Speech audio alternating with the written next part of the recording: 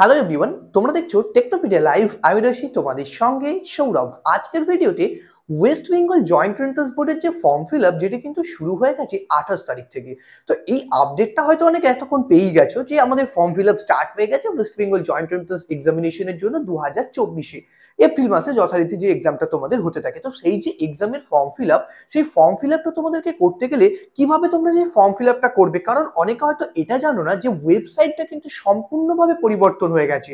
এবং যত exam West Bengal joint entrance board conduct করতো, যেমন ধরো GNM, ANM, JELET exam, WBJEE exam, JENPAS UG exam, post basic BSc nursing এর জন্য যে বিভিন্ন এক্সাম, তো এই যে সমস্ত এক্সামের যে ইন্টারফেস অর্থাৎ ওয়েবসাইটের ইন্টারফেসটা টোটালি চেঞ্জ হয়ে গেছে। সেটা হচ্ছে 28 তারিখ থেকেই চেঞ্জেসটা এসেছে এবং তোমাদের ফর্ম ফিল আপও কিন্তু শুরু হয়েছে 28 তারিখ থেকে। তো সেক্ষেত্রে কিন্তু তোমাদের এই নতুন ইন্টারফেসের সঙ্গে ফ্যামিলিয়ার হতে হবে, তার না হলে এই ফর্ম ফিল আপে কোনো ভুল হলে, কারণ দেখো এটা একদম নতুন ভাবে ওয়েবসাইটটা তোমাদের ইন্ট্রোডিউস হয়েছে এবং এটা তোমরা যেখানে অনেকে সাইবার ক্যাফে থেকে ফর্ম ফিল আপ করো, তো ওনাদের কাছেও কিন্তু এই সিস্টেমটা একদমই নতুন।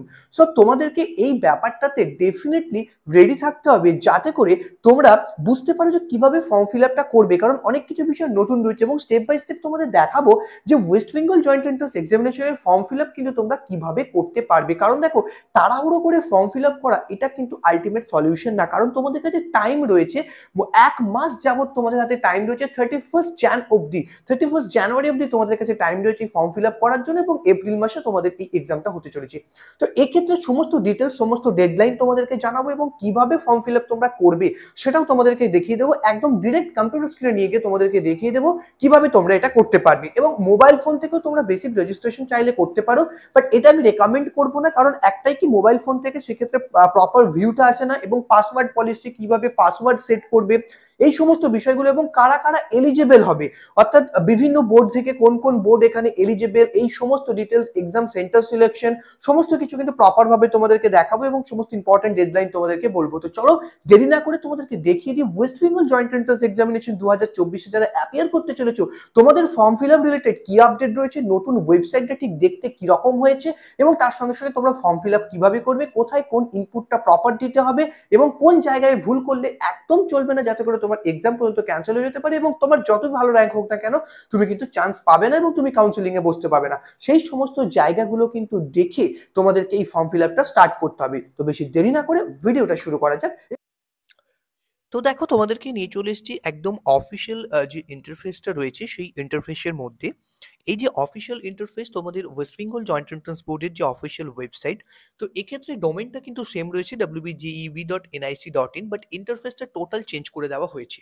তো এই চেঞ্জেসটা কিন্তু 28 তারিখ থেকে হয়েছে। আমি অলরেডি আগের ভিডিওতেও জানিয়েছি, জিএনএম এনএম 2024-এর আপডেটের যে ভিডিও, সেই ভিডিওতেও কিন্তু জানিয়েছি। তো তোমরা যদি জিএনএম এনএম সংক্রান্ত বিভিন্ন আপডেট পেতে চাও, বা জিএনএম এনএম এন্ট্রান্স এক্সামের জন্য তোমরা ইন্টারেস্টেড থাকো, তাহলে ডেফিনেটলি সেই ভিডিওটাও কিন্তু পেয়ে যাবে আমাদের চ্যানেলে, এবং সেই ভিডিও লিঙ্ক আমি এই ভিডিও ডেসক্রিপশনে দিয়ে দেবো, যদি তোমরা চাও সেটা দেখতে পারো।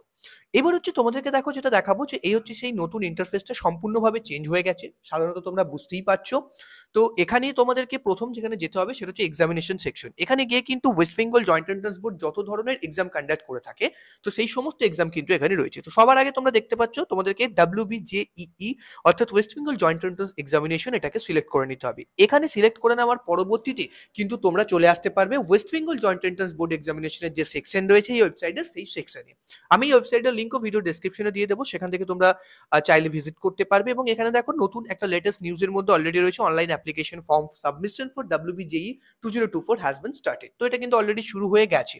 সবার প্রথম এখানে তোমাদেরকে যেটা দেখে নিতে হবে, দেখো ইম্পর্টেন্ট ডেডলাইন আমি তোমাদেরকে দেখিয়ে দেবো, যে 28 এপ্রিল থেকে এক্ষেত্রে কিন্তু তোমাদের এক্সাম হচ্ছে 28 এপ্রিল 2024-এ, এবং তোমাদের অনলাইন রেজিস্ট্রেশন যেটা ওয়েস্ট বেঙ্গল জয়েন্ট এন্ট্রান্স এক্সামিনেশনের জন্য 2024-এ যারা অ্যাপিয়ার করবে, যেটি কিন্তু স্টার্ট হয়েছে 28শে ডিসেম্বর থেকে, এবং এটা তোমাদের টাইম যেটা রয়েছে ফর্ম ফিল আপে সেটা হচ্ছে 31 জানুয়ারি 2024 পর্যন্ত।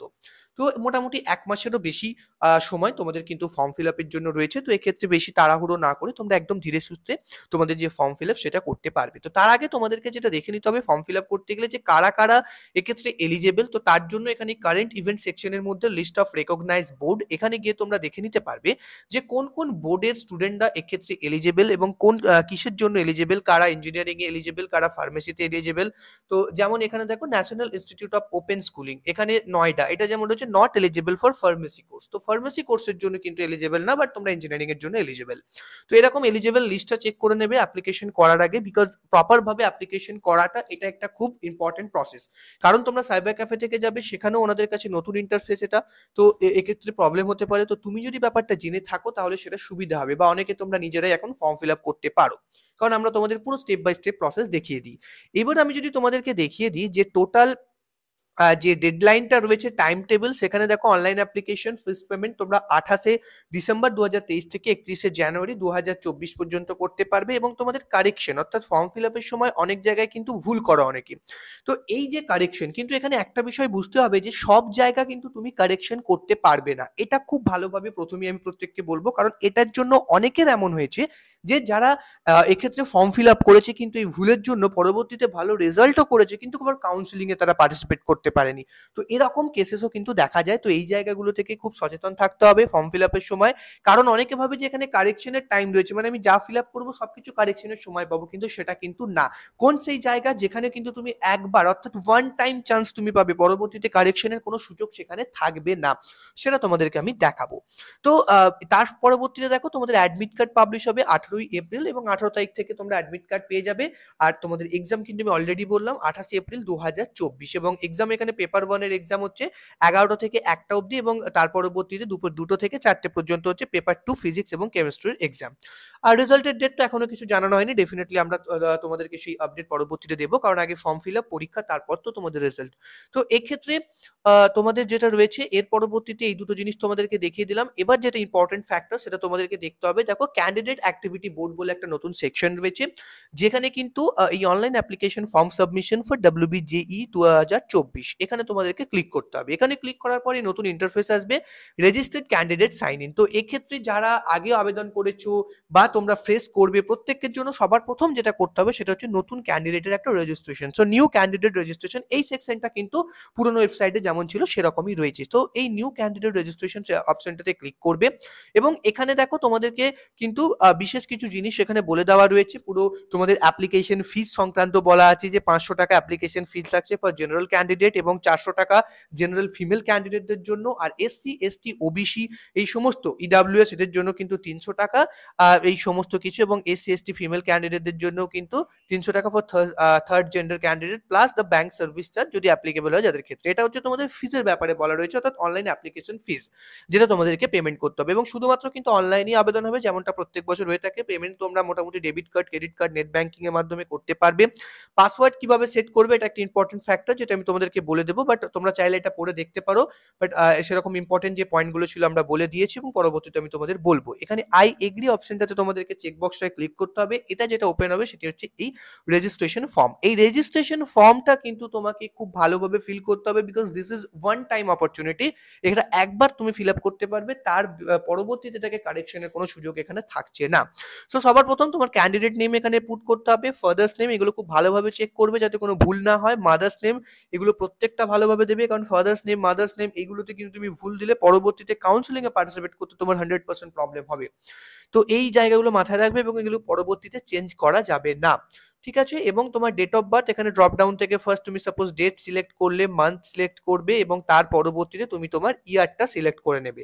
দেন আমি জাস্ট একটা আরবিটারি সিলেক্ট করে দেখাচ্ছি। এরপরে জেন্ডার এখান থেকে সিলেক্ট করবে ড্রপ ডাউন থেকে, আইডেন্টিফিকেশন টাইপ অর্থাৎ তোমার voter card, ration card, class 10 admit card with photograph যে কোনো একটা তুমি এখানে সিলেক্ট করবে, বা কেউ যদি আধার কার্ড দিতে চাও তো এখানে any other valid identity with photograph এটা সিলেক্ট করতে পারো। তার পরবর্তীতে তার যে নাম্বারটা, তো তুমি যেটা সিলেক্ট করবে তার নাম্বারটা, ভোটার কার্ড সিলেক্ট করলে ভোটার কার্ড, আধার কার্ড সিলেক্ট করলে আধার কার্ড, তার নাম্বারটা এখানে পুট করবে, এবং তোমার এখানে মোবাইল নাম্বারটা পুট করবে। তার পরবর্তীতে তোমার যে মেল আইডি রয়েছে সেই মেল আইডিটা দেবে, এবং এখানে এই দুটো চেকবক্সে ক্লিক করে দেবে। Agree to use for send update and notification এটা ক্লিক করে দেবে অবশ্যই, তাহলে কিন্তু তোমার ফোনে বিভিন্ন নোটিফিকেশন বা SMS মেল এগুলো আসতে থাকবে, ঠিক আছে।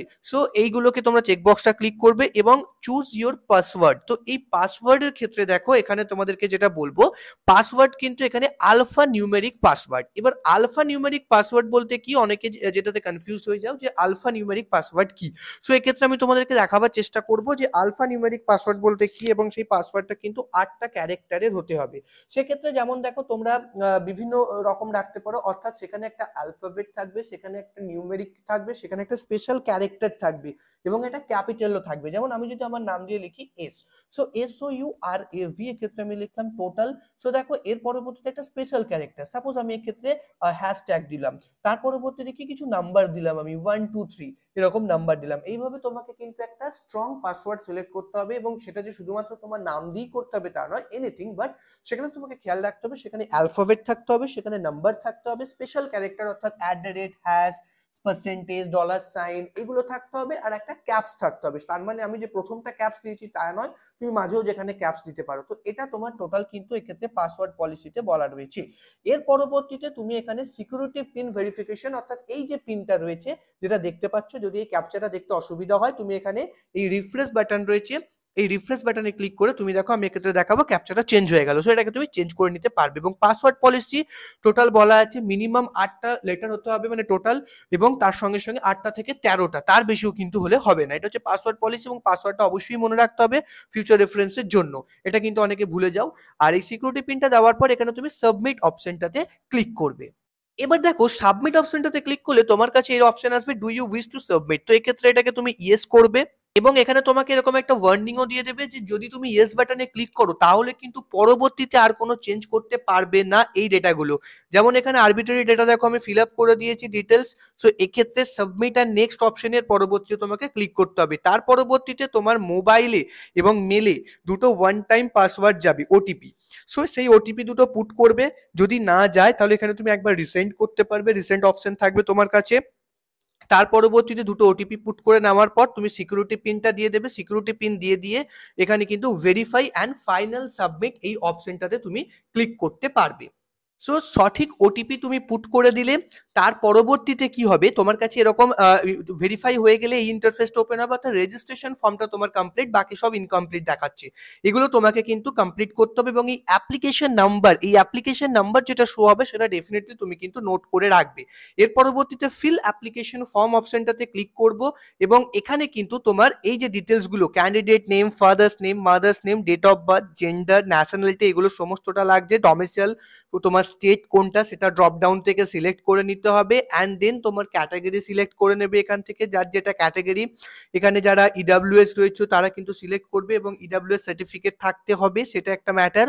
এবং তার পরবর্তীতে তোমার এখানে কিন্তু পার্সোনাল ডিসেবিলিটি টিউশন ফেয়ার অর্থাৎ TFW স্কিম যদি কেউ এলিজিবল হও তো সেক্ষেত্রে এটা করতে পারো, এবং ইনকাম ক্যাটাগরি কত তোমার, আদার্স যে মধ্যে ইনকাম ক্যাটাগরি রয়েছে সেগুলো তোমাকে ফিল আপ করতে হবে, ফ্যামিলি ইনকাম ক্যাটাগরি। এর পরবর্তীতে এটাকে তুমি সেভ অ্যান্ড নেক্সট অপশনটাতে ক্লিক করতে পারবে।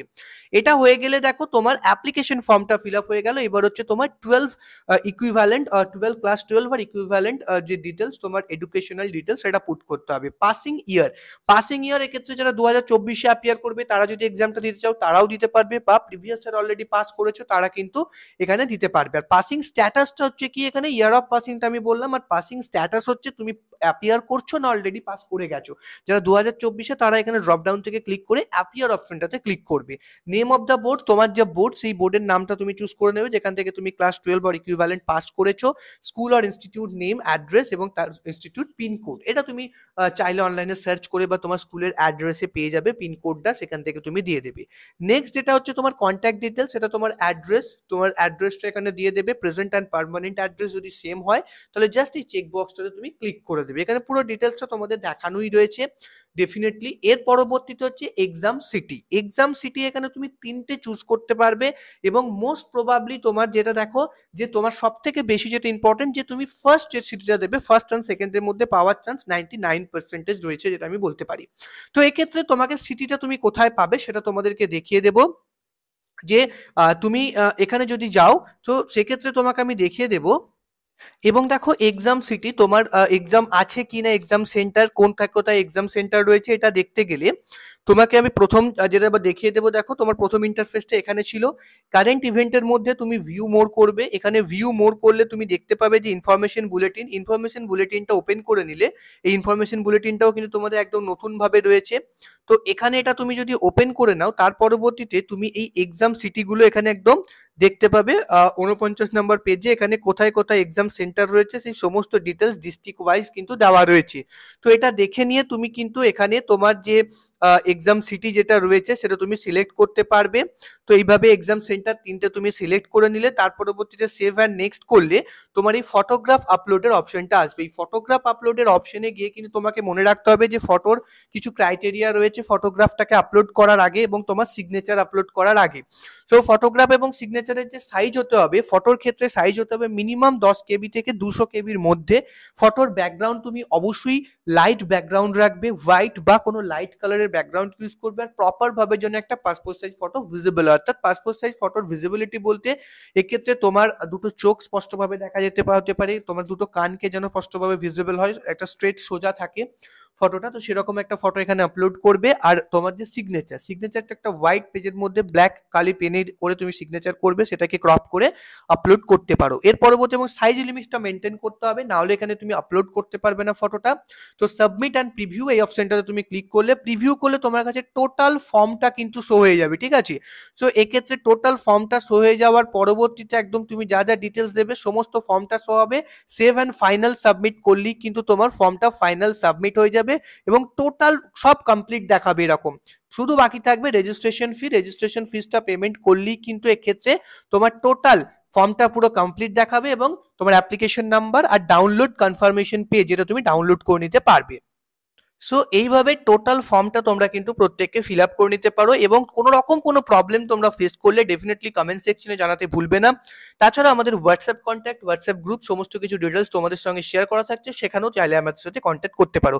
তো অবশ্যই ওয়েস্ট বেঙ্গল জয়েন্ট এন্ট্রান্স এক্সামিনেশনের ফর্ম ফিল আপ যারা করতে চাইছো প্রত্যেককে করে নাও এবং তোমাদের বিভিন্ন আপডেট টাইম টু টাইম দেওয়ার জন্য কিন্তু আমরা তোমাদেরকে বলবো ডেফিনেটলি চ্যানেলটাকে সাবস্ক্রাইব করে রাখো। ইন ফিউচার সমস্ত রকম আপডেট আমরা তোমাদেরকে প্রোভাইড করবো।